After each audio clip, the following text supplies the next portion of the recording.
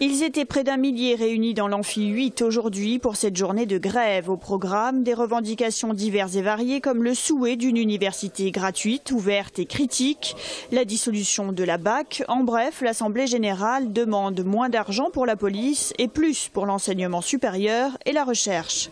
Aujourd'hui, quand on voit qu'il y a une mesure qui s'appelle le crédit impôt recherche qui alloue 10 milliards par an à la recherche privée, alors que les universités aujourd'hui, elles sont prises à la gorge en termes de budget, elles sont financées à budget constant depuis des années, alors que le nombre d'étudiants augmente chaque année. Sur l'université du Mirail, Jean Jaurès, on a une augmentation de plus de 40% dans certaines filières. Je prends la licence LEA qui est passée de 1000 étudiants en première année à 1400 étudiants. Comment voulez-vous qu'une université qui a budget constant puisse financer et former la jeunesse de manière correcte avec des diplômes de qualité? Une assemblée générale largement consacrée au sujet Sivins et au barrage, avec de nombreux témoignages de jeunes ayant participé à la manifestation de samedi dernier notamment.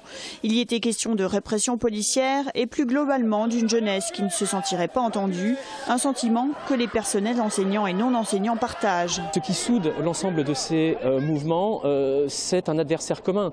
C'est le même adversaire qui détruit les conditions de travail, c'est le même adversaire qui détruit la nature, c'est le même adversaire qui réprime.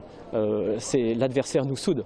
La contestation est en train de grandir à l'université Jean Jaurès sur fond de manque de moyens, de violences policières et de mort de Rémi Fraisse. Un peu facile sur ce terreau fertile qu'est cet établissement historiquement ancré à gauche. Pourquoi est-ce que ça c'est opportuniste? Au contraire, c'est une prise de position qui émane démocratiquement d'un côté de l'Assemblée générale étudiante, de l'autre côté de l'Assemblée des personnels.